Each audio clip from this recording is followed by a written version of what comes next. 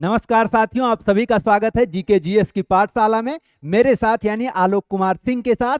और यहाँ पर हम लेकर के आए हैं 5-5 प्रश्नों के कैप्सूल, जहाँ पर हम 5 प्रश्नों को सॉल्व करेंगे, लेकिन इसके साथ ही लगभग हम 20 प्रश्नों पर चर्चा कर लेंगे। और ये जो क्वेश्चंस हैं ये एसएससी, रेलवे, साथ ही जो स्टेट में ग्रुप सी ग्रुप डी के एग्जाम होते हैं, पुलिस के एग्जाम होते हैं, इनके लिए रामबाण साबित होंगे। तो आइए देखते हैं आज का पहला प्रश्न हमारा क्या है।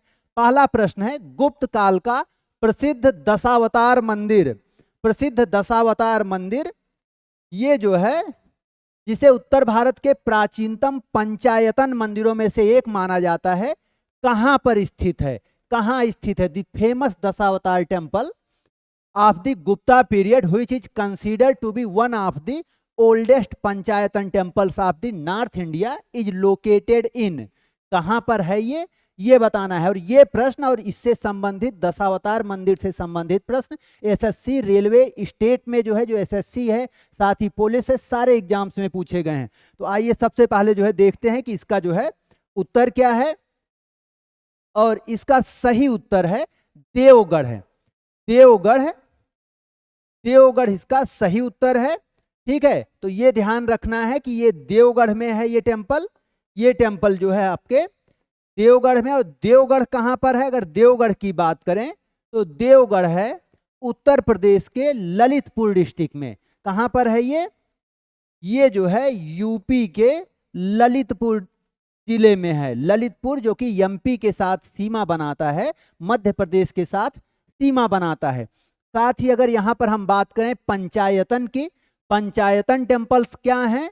पंचायतन की अगर बात करते हैं तो पंचायतन में एक मुख्य मंदिर के साथ, पंचायतन मंदिरों में एक मुख्य मंदिर के साथ क्या होते हैं, चारों कोनों पर भी जो है 4 अलग अलग सहायक देवताओं के मंदिर होते हैं। यहां पर अगर मान लें कि एक मुख्य मंदिर है तो इसके चारों कोनों पर भी जो है 4 मंदिर होंगे जो सहायक देवताओं के होंगे। साथ ही अगर बात करें हम देवगढ़ के दशावतार मंदिर की, तो यह जो है विष्णु का मंदिर है, नारायण का मंदिर है। ये विष्णु का या नारायण का मंदिर है और उनके दशावतार रूप यानी कि 10 अवतारों से संबंधित मंदिर है। और 10 अवतारों के 10 मंदिर भी हैं। और यह जो है बेतवा नदी के किनारे है। बेतवा नदी के किनारे स्थित है ये ध्यान रखना है। अगर हम बात करें अन्य जो है मंदिरों की, या जो अन्य ऑप्शन दिए गए हैं, अन्य विकल्प हैं, यह सभी भी गुप्त काल के ही मंदिर हैं। पर ये किससे संबंधित हैं इसको देख लेते हैं। नचना कुठार का जो आपका मंदिर है, नचना कुठार का मंदिर, नचना कुठार में पार्वती जी का मंदिर है। नचना कुठार का पार्वती मंदिर है ये। और ये है मध्य प्रदेश के पन्ना जिले में। पन्ना मध्य प्रदेश में, पन्ना जिला मध्य प्रदेश में। और यह भी प्रश्न किए गए हैं।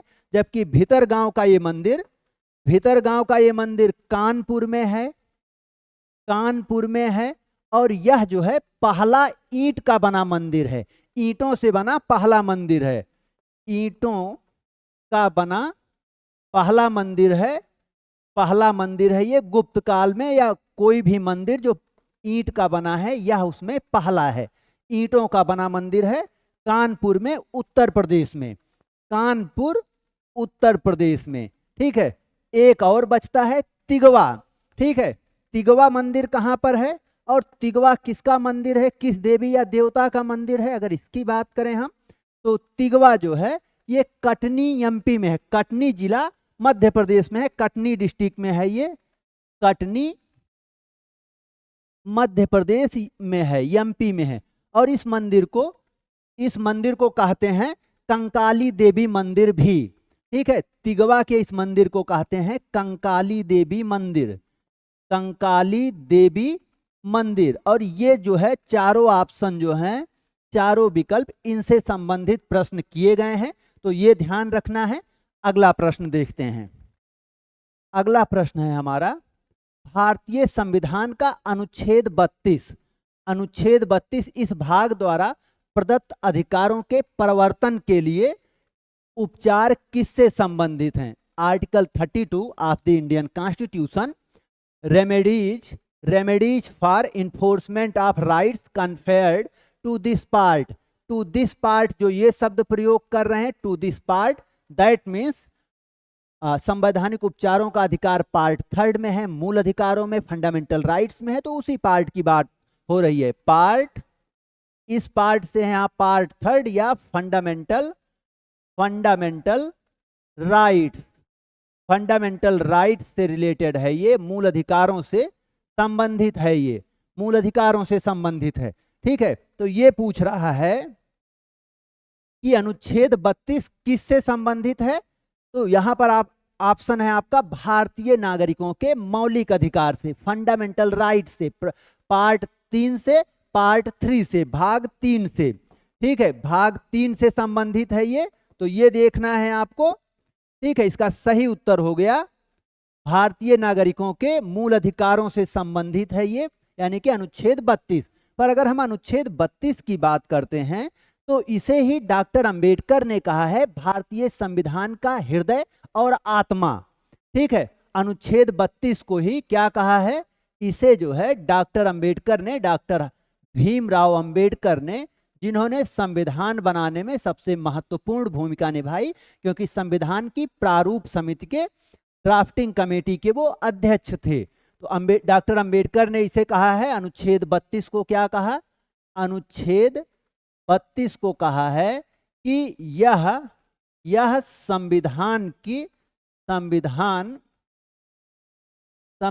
का हृदय और आत्मा है, का हृदय और आत्मा, heart and soul of the Constitution कहा इसे, heart and soul of the Constitution कहा।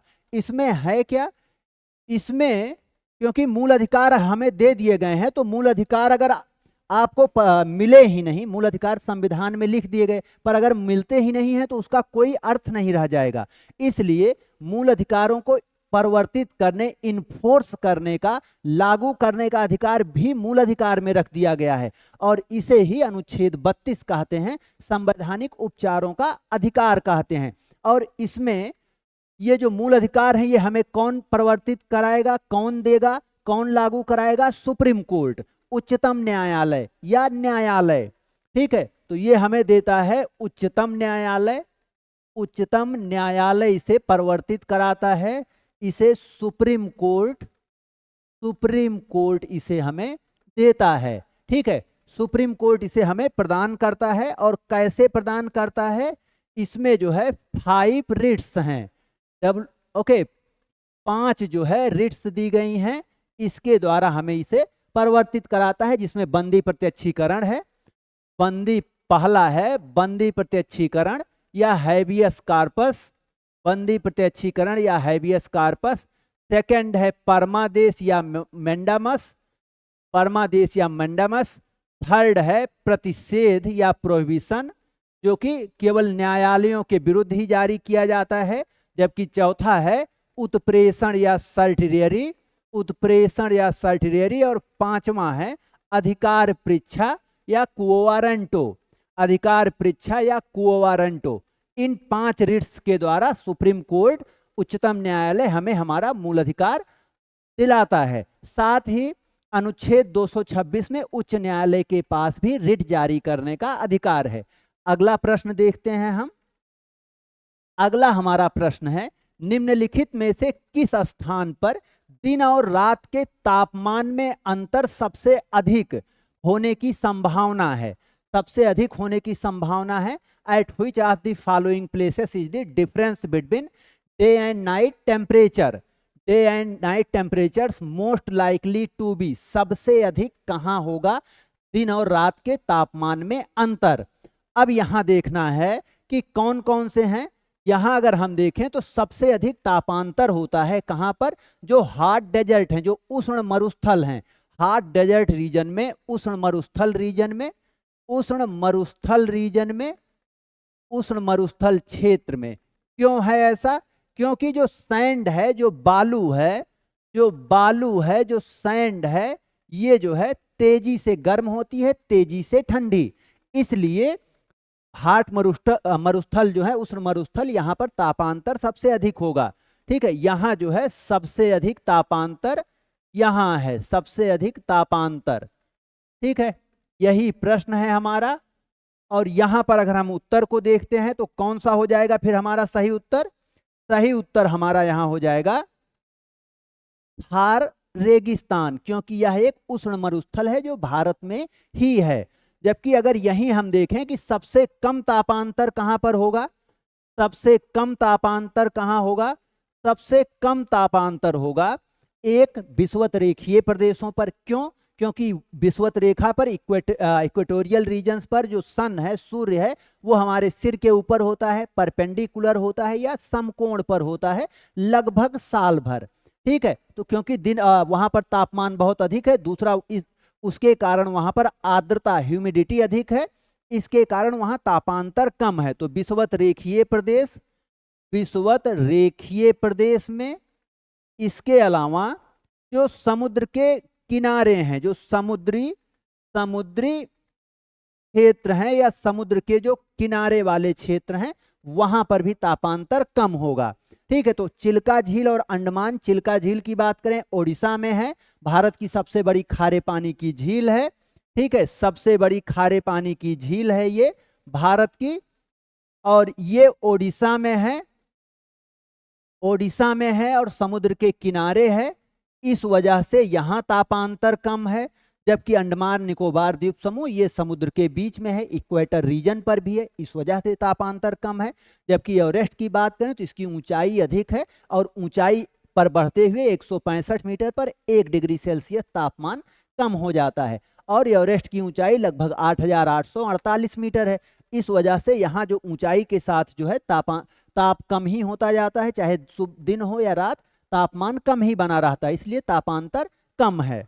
अगला प्रश्न देखते हैं, निम्नलिखित में से कौन मानव त्वचा को रंग प्रदान करने के लिए उत्तरदायी है?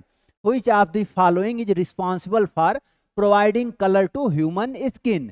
ह्यूमन स्किन को कलर क्या प्रदान करता है?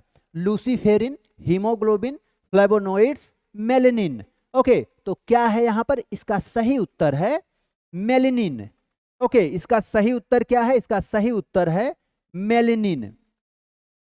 अब हम मेलेनिन पर देखते हैं, मेलेनिन पर कई सारे प्रश्न किए गए हैं, उसको देख लेते हैं। मेलेनिन सबसे पहले तो जो है एक वर्णक है, ये जो है एक वर्णक है, एक पिगमेंट है, एक पिगमेंट है जो कि कलर प्रदान करता है, कलर प्रोवाइड करता है हमारे स्किन को।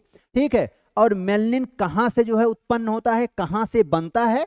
तो ये मेलनोसाइट्स नाम के जो है कोशिकाओं से, सेल्स से बनता है। किससे? मेलनोसाइट्स से। मेलनोसाइट्स कोशिकाओं से ये बनता है, कोशिकाओं से ये बनता है, और इस पर कई सारे प्रश्न हैं, इसीलिए मैंने यहां भी शामिल किया। मेलेनिन ही है जो पराबैंगनी किरणों से, अल्ट्रावायलेट रेज से, जो सन से, सूर्य से आती हैं, उससे हमारे बालों का, हमारे आंखों और हमारी स्किन की रक्षा करता है। या सिंपल कह लें कि जो कुछ भी सनलाइट्स के सामने पड़ता है उन सभी की रक्षा मेलेनिन करता है अल्ट्रावायलेट रेज से। ठीक है, तो ये ध्यान रखना है। एक प्रश्न ये भी बनता है कि यह जो है हमारी आंखों, त्वचा और बालों की क्या करता है? बालों की रक्षा करता है। रक्षा करता है किससे? रक्षा करता है, ये रक्षा करता है किससे? पराबैंगनी किरणों से, पराबैंगनी किरणों से या अल्ट्रावायलेट रेज से। ओके, यूवी से, ये जो है यूवी से हमारी रक्षा करता है। साथ ही एक और महत्वपूर्ण क्वेश्चन इससे संबंधित है कि जो स्किन कैंसर है, जो त्वचा का कैंसर होता है, वह भी मेलेनिन की अधिक मात्रा के कारण होता है। ठीक है, तो अधिक मात्रा क्या करेगी इसकी? मेलेनिन की अधिक मात्रा अगर हो जाती है तो यह जो है त्वचा कैंसर का कारण है। त्वचा कैंसर का कारण भी यही है। ठीक है, जबकि अगर हीमोग्लोबिन की बात करें तो इसमें लौह की मात्रा पाई जाती है और ये ऑक्सीजन का परिवहन करता है, ट्रांसपोर्टेशन ऑफ ऑक्सीजन के लिए जिम्मेदार है हीमोग्लोबिन। अगला प्रश्न देखते हैं हम। अगला प्रश्न है सत्रिया। सत्रिया किस भारतीय राज्य का शास्त्रीय नृत्य है? Sattriya is the classical dance of which Indian state? Okay, Assam, Manipur, Karnataka या केरल। तो यहां सबसे पहले हम देखते हैं कि हमारा सही उत्तर क्या है। सत्रिया असम का शास्त्रीय नृत्य है। ठीक है, असम का शास्त्रीय नृत्य है। इसकी शुरुआत किसने की? इसकी शुरुआत की है, आरंभ किया, इसको शुरुआत की है श्रीमंत शंकर देव ने। श्रीमंत शंकर देव, जो कि एक बड़े वैष्णव संत हैं असम के। श्रीमंत शंकर देव, श्रीमंत शंकर देव। ठीक है, श्रीमंत शंकर देव। ठीक है, तो श्रीमंत शंकर देव जो असम के एक बड़े जो है वैष्णव संत थे, वैष्णव संत थे ये श्रीमंत शंकर देव। ठीक है, और साथ ही इन्होंने जो इसे स्टार्ट किया, इसे आरंभ किया मंदिरों में सत्रिया नृत्य, भगवान विष्णु भगवान कृष्ण की पूजा के लिए आरंभ किया इसको। कहां पर? मंदिरों में। मंदिरों में इसे स्टार्ट किया है इस नृत्य को। ठीक है, और साथ ही ध्यान रखना है कि सत्रिया नृत्य ये बिहू नृत्य से संबंधित है, उससे प्रभावित है, बिहू से प्रभावित है। ठीक है, बिहू से प्रभावित नृत्य है ये। और यहाँ पर कुछ और जो प्रश्न आते हैं शास्त्रीय नृत्य से संबंधित, कि कितने शास्त्रीय नृत्य हैं। तो वर्तमान में ध्यान रखना है कि संस्कृत नाट्य अकादमी मानती है कि 8 नृत्य हैं। कौन मानता है? संस्कृति नाट्य अकादमी, संस्कृत नाट्य अकादमी मानती है कि 8 नृत्य हैं, 8 नृत्य हैं। जबकि संस्कृत मंत्रालय जो भारत का है, इसके अनुसार संस्कृति मंत्रालय के अनुसार संस्कृति मंत्रालय कहता है कि 9 शास्त्रीय नृत्य हैं भारत में। ठीक है, जिसमें शामिल है, अगर हम बात करें एक एक करके, तो पहला नृत्य अगर हम दक्षिण से देखना शुरू करें तो कथकली, साथ ही मोहिनी अट्टम, ये जो है ये दोनों ही कहाँ हैं? केरल में। ठीक है, केरल में 2 नृत्य हैं शास्त्रीय, कथकली और मोहिनी अट्टम। जबकि अगर हम बात करें तमिलनाडु की, तो यहाँ पर एक है भरतनाट्यम तमिलनाडु में भरतनाट्यम।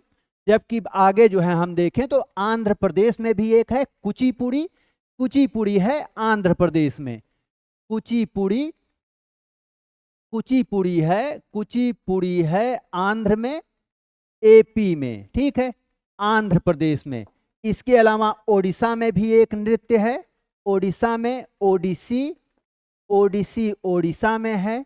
ठीक है, जबकि अगर हम इसके आगे देखें, छठा नृत्य जो है कथक है। कथक कहाँ है? उत्तर भारत। केवल एक जो है राज्य नहीं है, बल्कि जो है यूपी, बिहार, राजस्थान, मध्य प्रदेश में कथक किया जाता है, जो कि 16वीं शताब्दी में राजपूत राजाओं के समय ये आरंभ हुआ। ठीक है, और इससे स्वामी हरिदास जुड़े हुए हैं। 7वां जो है मणिपुरी है, मणिपुर में है, मणिपुर में। जबकि सत्रिया जो है, सत्रिया हमारा असम में है, सत्रिया असम में। और जो नया है संस्कृति मंत्रालय के अनुसार, वो है 9वां है छऊ, जो कि 3 राज्यों में है। 3 राज्य कौन से हैं ये? झारखंड में इसे सरायकेला छऊ कहते हैं। वेस्ट बंगाल जहां पर इसे पुरलिया छऊ कहते हैं। और ओडिशा जहां पर इसे मयूरभंज छऊ कहते हैं। तो ये हमारे 5 प्रश्न हैं। इसके अतिरिक्त एक प्रश्न और है जो आपके सामने, पुष्कर मेला कहाँ आयोजित किया जाता है? ये आप सभी कमेंट करके बताइए कि ये जो है पुष्कर मेला कहाँ आयोजित किया जाता है। साथ ही पुष्कर मेला या पुष्कर में जो मंदिर है वो किसको समर्पित है। तो आज के लिए इतना ही, अगली क्लास में मिलते हैं, अगले कैप्सूल में मिलते हैं। और आप सभी कमेंट करके ये भी बताइए कि ये जो है कैप्सूल क्या अच्छा है, क्या इसे कंटिन्यू किया जाना चाहिए या नहीं। धन्यवाद सभी को। जय हिंद, जय भारत।